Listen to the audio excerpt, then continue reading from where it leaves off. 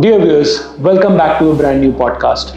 Our guest today is from Gindel Group, a leading real estate company from Gurgaon who has delivered more than 49 projects and has won 15 different awards. I am talking about the MD and the CEO of the Gindel Group, Mr. Yaman Gindel. Let's welcome him and understand what is happening in real estate industry. Okay, Yaman, welcome to my channel. Thank you. So you're a very young entrepreneur in real estate. Tell us about the Gindel Group. What do you do, and are you in developing side or you're a consultant? So it's been started by my father. It's been almost 3 decades plus that he's been into real estate.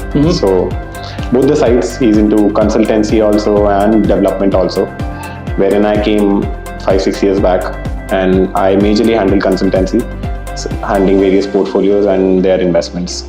So that is it all about, and we are doing Delhi NCR and 2-3 more cities in India. Can you elaborate a little what exactly do you do? So basically, in terms of development, we try to make residential properties or commercial or villas. Say suppose we are developing various projects in Goa. Goa? Yeah. Okay. In North Goa. And we make villas over there, and then we further sell it out or lease it out to the clients. Sure. And you're developing this or building this in the name of the Gindel Group only, or you're collaborating? In our name, and we have a sister concern also, which is a Goa-based firm, so we do it in that name also, in terms of branding. But yes, everything comes under the umbrella. Okay, so all this happening is under the Gindel Group umbrella only. Tell us about the projects that you have delivered in Gurgaon. So in Gurgaon, we have done projects in DLF phase 1 and 2. So there we make independent floors, say independent apartments or builder floors, what we call over here. And we have done a couple of them, and then we build it and sell it to the individual customers. Okay, because when I was checking your website, you say a lot of different big builders you were associated with. That's all consultancy.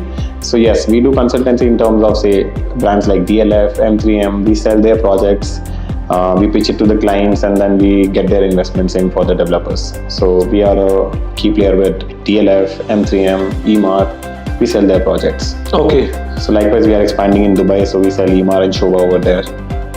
We pitch their products, so we are an associate channel partners to them. So what is the core product or core business for you guys? Is it more of developing side, or it's more the of core right now is development and consultancy both. Yeah. So you're giving 50-50%. Yeah, right. Attention. So development is majorly handled by my dad, and consultancy is majorly handled by me, where we put investments for various people. Sure. Okay, so let's come back to the Goa project that you're doing. Tell us more details about it. What is the land bank that you have? Have you bought the land, or you're collaborated with somebody? So we do both the things over there. We collaborate also with people who want to come on board and develop the villa and sell it, or we buy the land. We are majorly doing in North Goa, so somewhere near Anjuna or Wagator. We take a parcel, say 1,000-2,000 square meter, and then we basically cut it into independent villas and then sell it to the end customers. Okay, so what is the biggest land bank that you have, or the biggest project that you have so far? So right now, in terms of development, we are doing small projects only. We are not doing something in 5 or 10 acres or a 2-acre development. We are doing small, say suppose 1,000 square meter to a 2,000 square meter or an acre. That's what we are doing. We are not at a scale right now where we are selling around 250-300 apartments at a 5-acre plot or a 10-acre plot. We are planning something in New Gurgaon, but yes, it'll come in some time.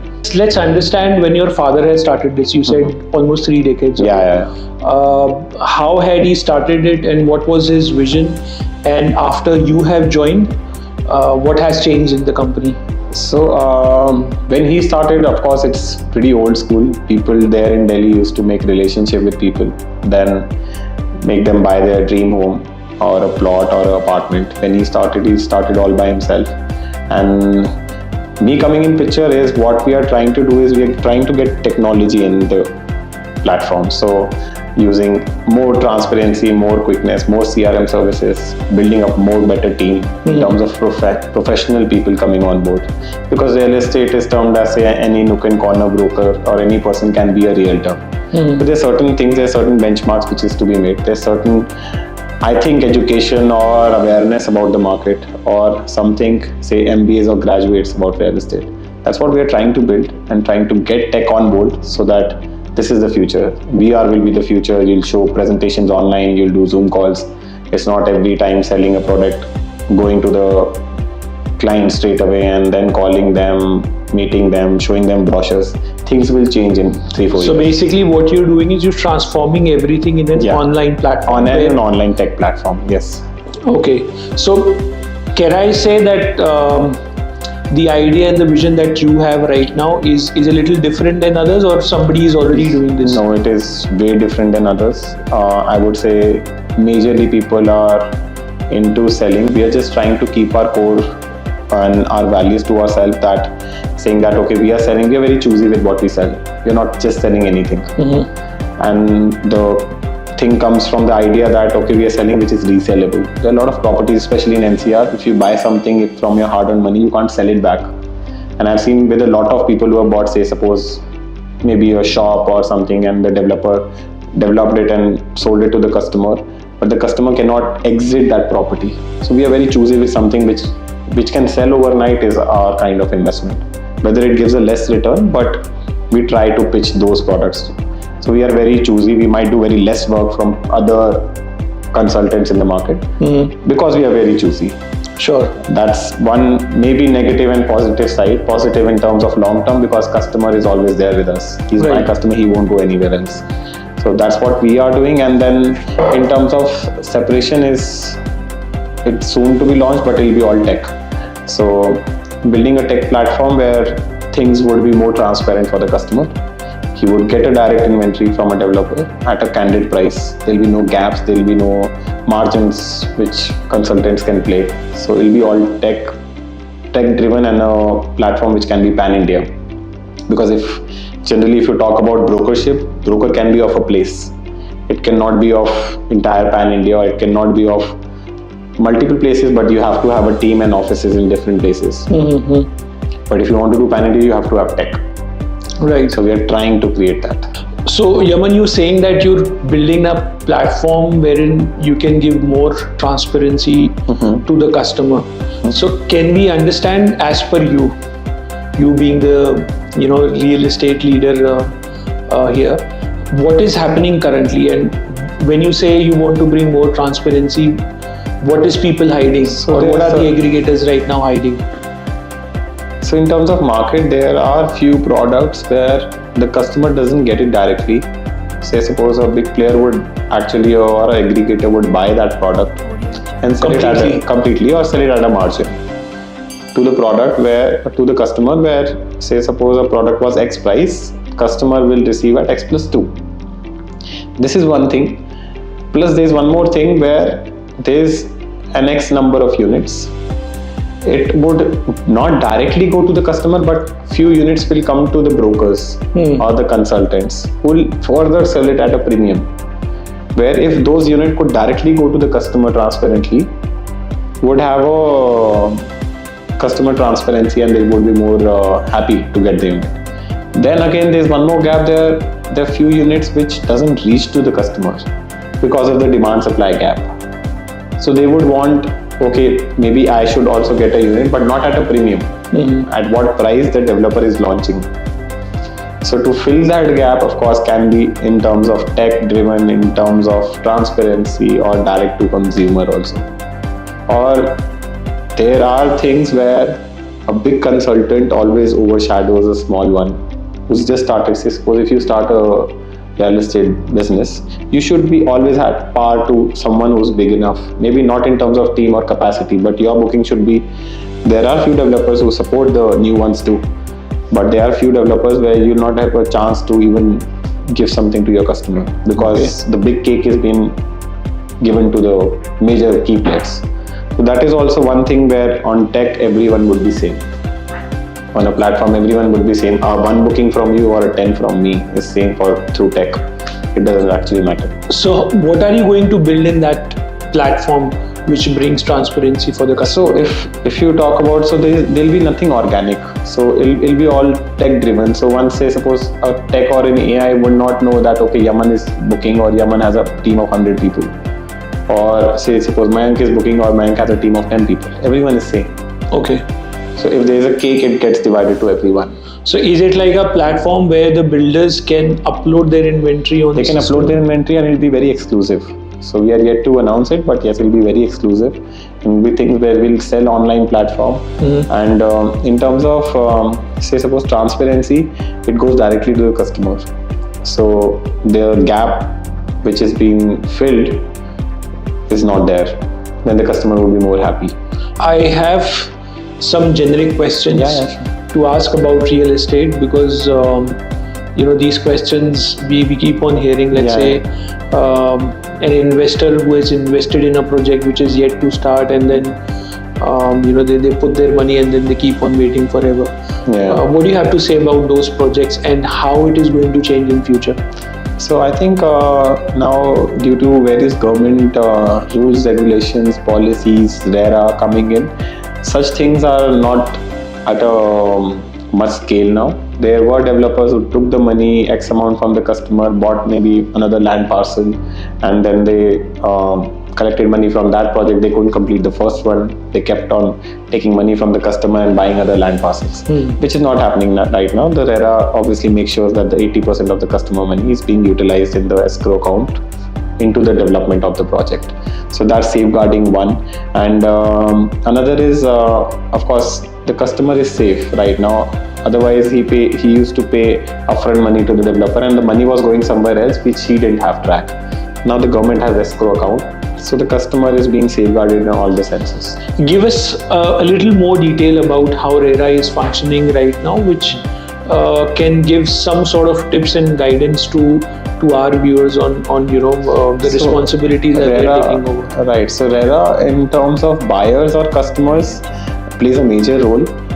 First of all, the payments which they are doing goes in the escrow account. So it's a regulated account which the builder obviously takes a charge and spends on the construction only. He can't take endless money out of that and use for his personal gains or whatever. That is one. And then there was obviously customer used to be charged for delayed payments or late payment interest, and not being safeguarded for late project or late project deliveries, where he invested an X amount and the project had to be delivered in 4 years and got delivered in 8 years. RERA kept in mind that the similar interest rates will be charged from the developer also, and the customer is liable to get those interest rates if it's delayed. So a lot of regulations and everything which RERA is safeguarding for the customers is very beneficiary for everyone. Again, we're in Gurgaon right now, so I will talk about Gurgaon. There are a lot of projects which are coming. So whether it's most of the people who live in Gurgaon, they're migrants. They're not actually from Gurgaon. They're from Delhi or from around the country. So majority of people living in Gurgaon are from Delhi. And they want to be closer to the Delhi border so that they can travel to Delhi to their neighbors or friends and family who are still living in Delhi. So that's why they want to stay close to the border, Delhi and Gurgaon border. And even then, places like 37, 38, 82, 102 sectors, the pricing are sky touching. So why is that? I mean, you can't buy, if you're thinking of buying a house, nothing less than 1 CR.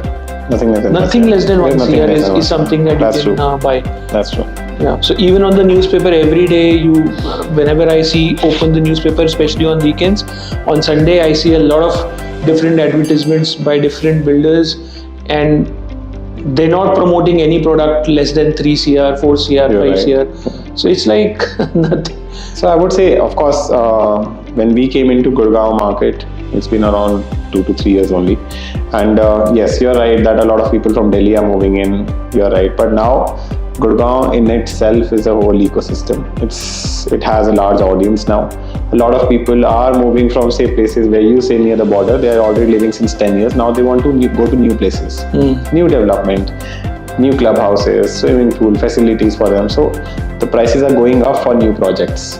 And I would say yes, and there's a lot of consumption also. So it's not just Delhi customers, it's not just people around or not in this state, because there are a lot of MNCs also. People moving, say suppose from Bangalore, he wants a house for himself. Right. So he would go to a 82 sector if his office is in, say suppose 77 DLF, Corporate Greens or somewhere around on Extension Road. So I would say now it's not the Delhi people who are moving, it's actually the Gurgaon people who have been living since 10 years are moving to the later parts or these parts of Gurgaon. Right. And then you must be knowing and know the hype of Dwarka Expressway. Yeah. So people compare Dwarka Expressway to maybe Extension Road or SPR Road. It's another city. For me, if you're connected to an airport and it's 10 minutes away, it has its own charm. That's why prices are going up, which were down since, say, suppose 5-7 years. And there's an acceptance. A lot of people from, say, in and around or Dwarka are moving to Dwarka Expressway only because of new projects. New projects. So new that they get better facilities. That's all. So which I understand, Yaman. But my question is that why the pricing are skyrocketing these days? Prices skyrocketing only because of demand supply. Like you said, new facilities are in limited projects. So the new build-up ones are showing and showcasing those facilities again, and okay, I'm building this thing, I'm getting an indoor swimming pool, a heated pool, or a clubhouse, or multi-cuisine restaurants. So that's what enlightens the customer. Okay, I want to live in such a condominium, and they're paying an extra price, because if they're staying in a bungalow of a worth of, say, suppose around 10 to 20 or 10 to 15 crore rupees, they would be ready to buy an apartment for 5-7 crore rupees. So developers are encashing those facilities, and prices are skyrocketing. So are you trying to say that the investment for the developer is still the same, but they're encashing the demand and prices supply? of land has gone up. Yeah. The prices in land which was on Extension Road, say suppose 5 years back, is not the same right now. It's skyrocketed. So it is, of course, it's hand in hand. The land prices go up, then the development price go up. The cost of construction has gone up, which end of the day results in the end price. So it's not just the facilities, it's the overall price going up. Say suppose a land on Dwarka Expressway, which earlier 3 years or 5 years down the line back was around 10 to 15 crore, which is right now around 25, 30 or 40 crore rupees an acre, depending upon location. So the prices of the land goes up, cost of construction goes up, then the buying side also goes up. Sure. So just now you were mentioning that you manage a lot of different portfolios for different investors.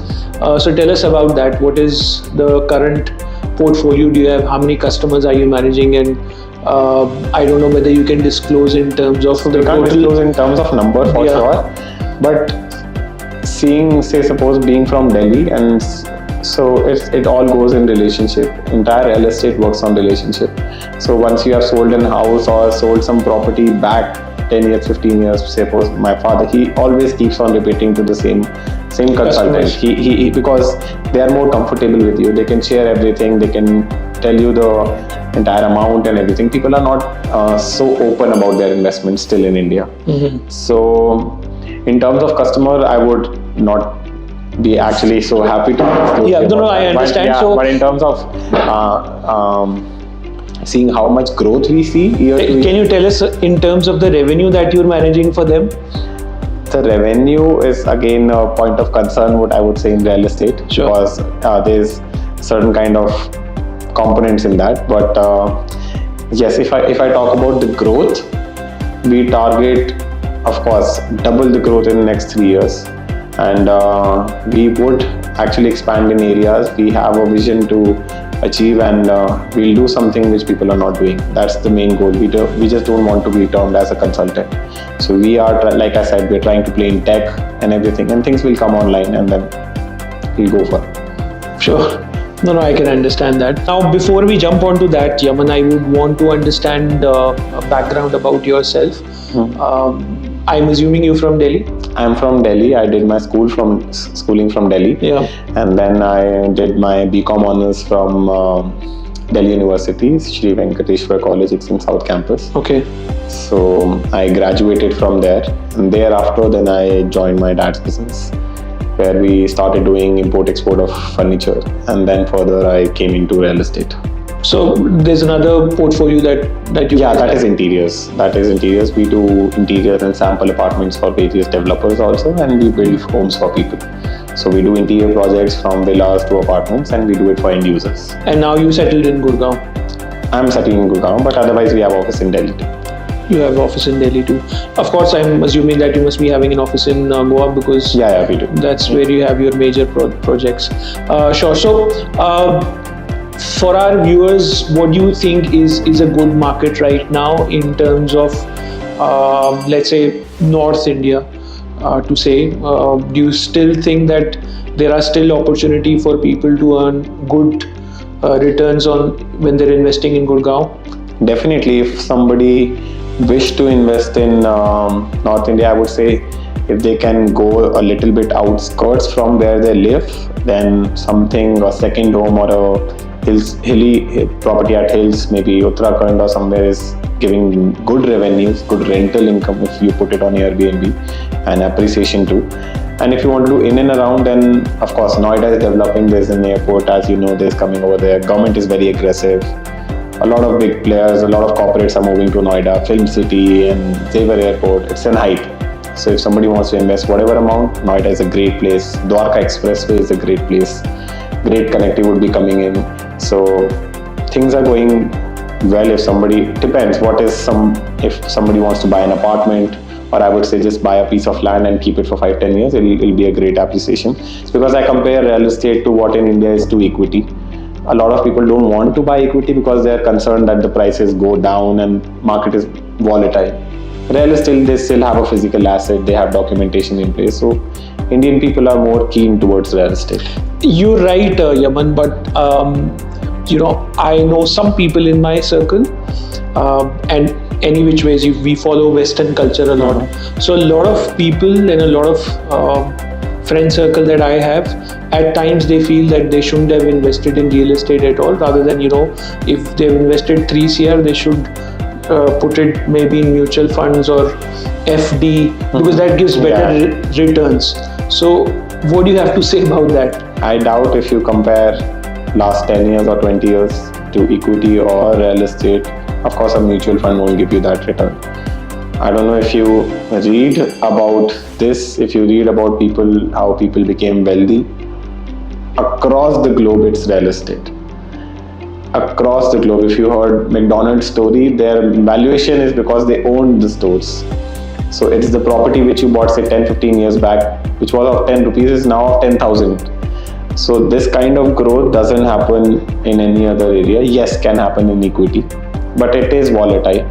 But if you talk about the wealthiest people in the world, they always own real estate. You check. Of course, even I am learning every day, so I also try to feel like, okay, you can put the portfolio in equity also. Maybe you put a 1 or 2 in other portfolio or mutual funds. But if you talk about in all, see the growth of entire global system, it's always real estate. Okay. I agree with you to an extent. But yes, it always depends on what you bought, where you bought, what price you bought. Absolutely. That It's is the most proper important. study. It's people who are pitching you. It's your consultant, because sometimes you bought at a higher price, then you are at loss. Sometimes you put your hard-earned money in a product which is maybe stuck, and you have a bad experience. So for our viewers, why don't you tell us few tips before they invest they should always consider? So for me, according to what my journey and what I've learned, is somebody who wants to invest in real estate first should, of course, it's very obvious, but still, should be the location of property. Somebody who's buying for the first time, they always try to take discounts and see, okay, that is coming at a lesser price, so I should take a back-facing thing or a interior-facing thing. But you should always buy a premium. Premium will always give you a better benefit in it. Yeah. So we as Indians are always after discounts. We want things at lesser price, which gives you a hit later on. It will not sell. So I would say location matters a lot. You pay a premium for the location, it will always give you a kickback. And in terms of location, yes. And then of course you have to see the product where you're buying. That market should be developing. I've also analyzed that people who have properties in Delhi, say suppose since 5, 10, 20 years, it is at the same price. If you would have put the same amount of money in equity or real estate, it would have been doubled or tripled. So you should know the exit when you want to sell a property, because we get emotional with a property. You should know when to exit that property and then put it in some growing area where you see maybe corporates going in, airport going in, or government taking a major action. It will always develop. So that is the second option. Yeah, so as a layman, I'll tell you what is our fear and why we get emotional about, when you take something. Because when you take something, you get into so much of hassle. Starting from a normal broker or an aggregator who has helped us buy that house, and then circling around tehsils and getting the agreement registered in the court. So I think most of the people like us, they want to be away from all that. Because end of the day, the aggregators, they do fool you. Yeah, you're right. At times they do. They उनकी हिंदी में एक वो है कि file घुमाना, something of that sort, wherein I can tell you one example wherein I would say I was fooled, where I wanted to sell a property and my broker said, okay, fine, we will help you sell the property. When I met the buyer, I thought that he's going to take my flat, and when I met the real buyer in the when we were doing the registry, it was totally different. Somebody else. So that's why we don't want to get into that hassle of buying and then selling. Buying is still okay because you have to buy, but selling that property again and investing somewhere else is like, most of the return that you're going to earn, you're actually paying it to different people. So that's, I think you're right, but that's what I personally feel. It's all about the information you get in and your personal experience. Right. People who don't have a good experience with equity, say suppose my father, he hates equity. And say suppose people who have good experience with equity or real estate, they'll always buy that. Correct. It's always your life journey, but I would say like what is there in your mind is because this has happened to you. Yeah. But if we go deeper into it, say suppose if you bought a property at 10, you sold it at 12, paid that broker say whatever 1%, you got in hand as 11, say suppose. You put that 11 further and make 20. Why not? You want to pay brokerage, whatever the charges, stamp duty, whatever, and you have a profit of 5. It always makes sense. So it's all number game, it's all calculation. You should know where you're putting in, what's your gain, because of course sometimes people will buy, sell, and then they think that okay, I didn't make any money. Right. The broker made money, or the maybe the advocate made money, or the mediator made money. So you have to know the calculation for sure. But if you are doing it through the right channel, if you are right at what you are planning, doing a proper risk analysis, then I think you are sorted. Sometimes you are doing it in old school way. So that's what we are trying to create. You don't do it in an old school way. You see, okay, should I sell? What was the price 2 years back? I doubt any broker talks about it. Every broker talks about selling. The current, Selling, just sell it off, sell it off, sell it off. Why sell it off? Okay, because this is the price since 2 years. Makes sense. Let's exit. Where should we put it? Okay, this was the price. This will be 3 years down the line because of these reasons. Makes sense. Let's do it. So real estate in terms of consultancy would actually change, like people who are consulting for equity or mutual funds, where bankers come at your home and they pitch the entire portfolio. It'll change in India. Outside, once you go outside, you go to London, you go to any country, there the broker is doing all the things. You give the money to him, he'll buy the property for you, just put the money in the escrow account, and he does the rest. So things, because they are more transparent, they're more trusted. It's not over here. Right. So but it'll change. Things are changing. People never used to buy, say suppose online and get their vegetables on Blinkit. Things changed. People never used to pay online you will never imagine 5 years back that you'll pay through your phone banking to a auto wala or to a vegetable seller. Correct. It changed. So let's understand from this, Yaman, that what is going to change in next 5 years in real estate industry as per you. So I think people will be more professional. There'll be more trust building. There'll be more tech driven. And of course, there's year-on-year growth in real estate. It is a major industry for India. There are a lot of FDIs coming in. There are a lot of branded residences which will happen in Delhi NCR because there are not a lot. And a lot of things will change because yes, people are scared of real estate. That scare will go. because government has come, RERA has come, things are getting better, so it'll get better. It'll definitely get better.